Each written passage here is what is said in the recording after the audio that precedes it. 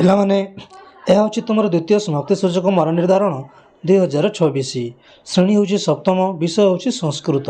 ଶିକ୍ଷାର୍ଥୀଙ୍କ ନାମ ପିଲାମାନେ ଏଠି ତୁମର ସମ୍ପୂର୍ଣ୍ଣ ନାମ ଲେଖିବ। ଏଇଠି ଲେଖିବ ତୁମର ରୋଲ୍ ନମ୍ବର, ଏଇଠି ଲେଖିବ ବିଭାଗ, ଏଇଠି ଲେଖିବ ତାରିଖ। ଠିକ୍ ଅଛି। ତାପରେ ପିଲାମାନେ ଏଇଠି ଲେଖିବ ତୁମର ସମ୍ପୂର୍ଣ୍ଣ ବିଦ୍ୟାଳୟର ନାମ, ଏଇଠି ଲେଖିବ ତୁମର ବ୍ଲକର ନାମ। ଠିକ୍ ଅଛି। ସମୟ ହେଉଛି 2 ଘଣ୍ଟା। ପୃଷ୍ଠ ସଂଖ୍ୟା ହେଉଛି 5, ପ୍ରଶ୍ନ ସଂଖ୍ୟା 10 ଏବଂ ପୂର୍ଣ୍ଣ ସଂଖ୍ୟା 50 ମାର୍କ। ଠିକ୍ ଅଛି। ଦେଖିବା ପ୍ରଥମ ପ୍ରଶ୍ନ କ'ଣ ଅଛି। ସୂଚନା ଅଛି ପ୍ରତ୍ୟେକ ପ୍ରଶ୍ନର ମୂଲ୍ୟ ଡାହାଣ ପାର୍ଶ୍ୱରେ ଦିଆଯାଇଛି। ଠିକ୍ ଅଛି। ପ୍ରତ୍ୟେକ ପ୍ରଶ୍ନ ତଳେ ବା ନିକଟରେ ଥିବା ଖାଲି ସ୍ଥାନରେ ଉତ୍ତର ଲେଖିବ। ଠିକ୍ ଅଛି। ଦେଖିବା ପ୍ରଥମ ପ୍ରଶ୍ନ କ'ଣ ଅଛି।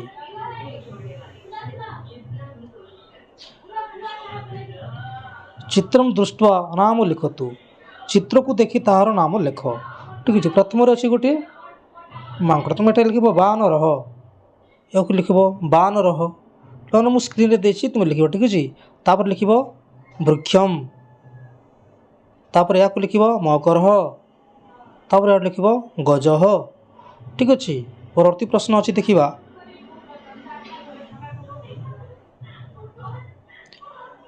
ଅକ୍ଷରାଣୀ ସଜ୍ଜି କରତୁ। ପିଲାମାନେ ଏଇ ଅକ୍ଷର ଗୁଡ଼ିକ ଓଲଟ ପଲଟ ଅଛି, ତାକୁ ସଜେଇ କରି ଲେଖିବ। ଠିକ୍ ଅଛି। ତୁମେ ଲେଖିବ ପରିତଃ, ଏହାକୁ ଲିଖିବ ପରିତଃ। ତାପରେ ଅଛି ଅଳମ୍, ଏହାକୁ ଲିଖିବ ତୁମେ ଅଳମ୍।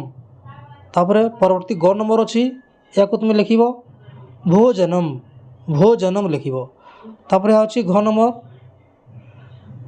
ଔଷଧମ୍, ଏହାକୁ ତୁମେ ଲେଖିବ ଔଷଧମ୍। ଠିକ୍ ଅଛି। ପରବର୍ତ୍ତୀ ପ୍ରଶ୍ନ ଦେଖିବା। ମାତୃଭାଷାୟା ଅନୁବାଦମ୍ କରତୁ। ମାତୃଭାଷାରେ ଲେଖ, ନିଜର ମାତୃଭାଷାରେ ଲେଖ। ଏଠାରେ ଅଛି ପ୍ରତିଦିନମ୍ ଦେବାଳୟମ୍ ଗଚ୍ଛନ୍ତି ସ୍ମ, ଅର୍ଥାତ୍ ଏଠାରେ ତୁମେ ଲେଖିବ ପ୍ରତିଦିନ ମନ୍ଦିରକୁ ଯାଉଥିଲେ। ଲେଖିବ ସମ୍ପୂର୍ଣ୍ଣ ଓଡ଼ିଆ ଲେଖିବ। ଠିକ୍ ଅଛି।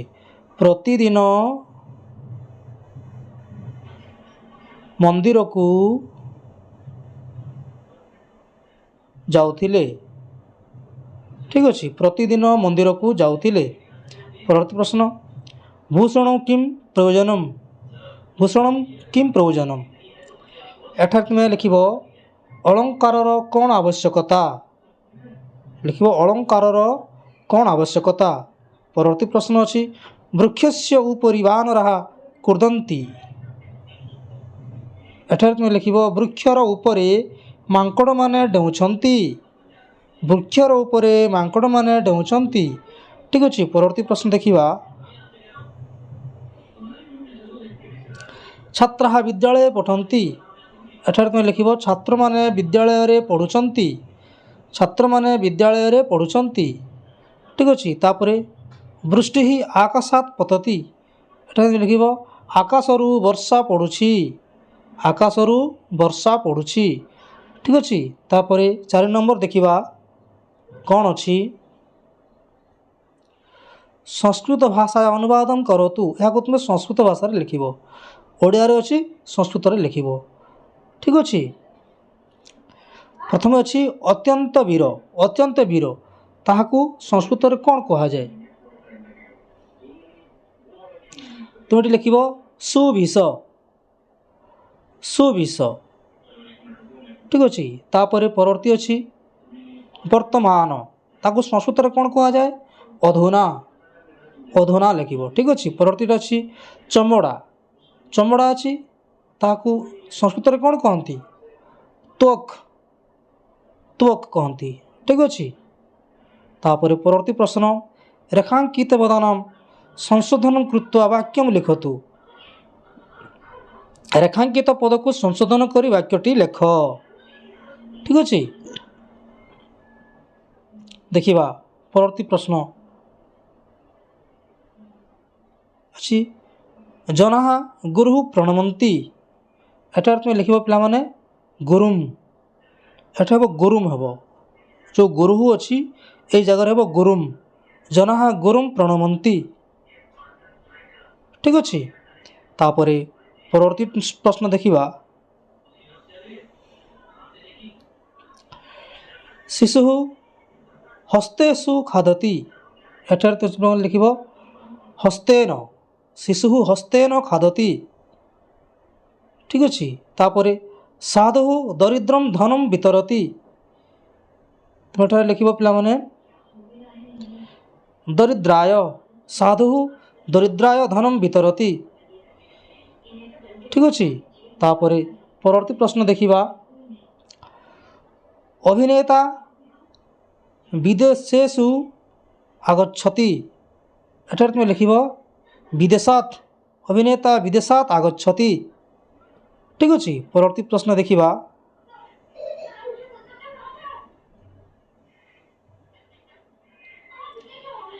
मीना जलम तरंती। तुम एठारे लिख मीना जले तरंती।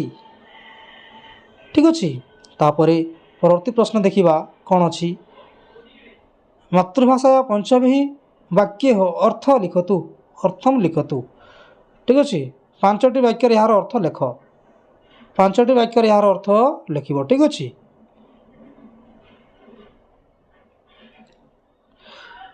ये 2टी श्लोक अच्छी एवं अथवा किंबा अच्छी जेकोसी गोटे श्लोक को आम 5टी वाक्य बुझेब। ठीक अच्छे पे संपूर्ण उत्तर मुझे तुम्हें कर।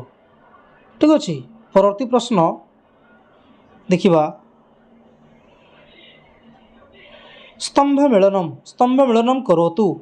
तुम स्तंभ मिलन कर मुझे करुँची तुम सेमती कर। ठीक अच्छे प्रथम अयम अयम तुम लिख मधुप। तापर मौनम मौनम लिख तिष्ठति। तापर वनराज विहरति। ठीक अच्छे तापर देखा परवर्ती प्रश्न कौन अच्छी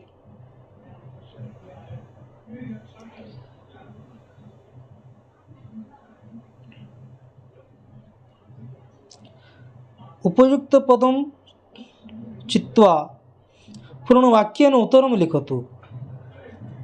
ये आम शून्यस्थान पूरण करवा। ठीक अच्छे उपयुक्त शब्द आनी को शून्यस्थान पूरण करवा। विशुद्धम डक्स पीबतु।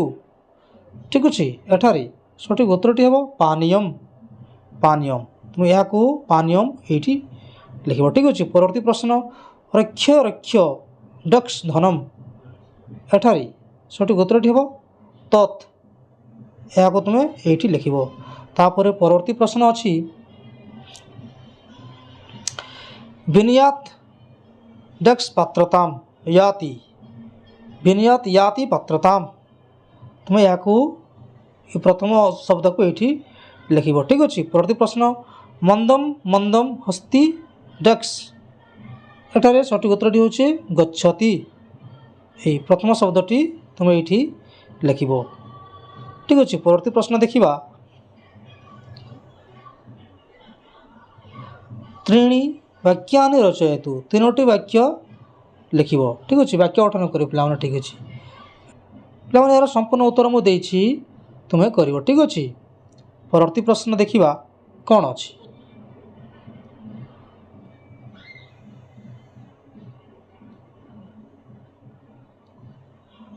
अव्यय पदानि चित्वा कोष्ठके लिखतु।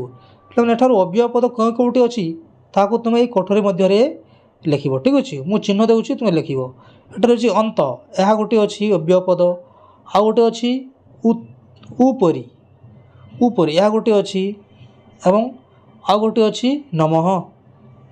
ठीक अच्छे ये 3 शब्द को तुम ये कोठरी मध्य लिख। ठीक अच्छे परवर्ती प्रश्न देखा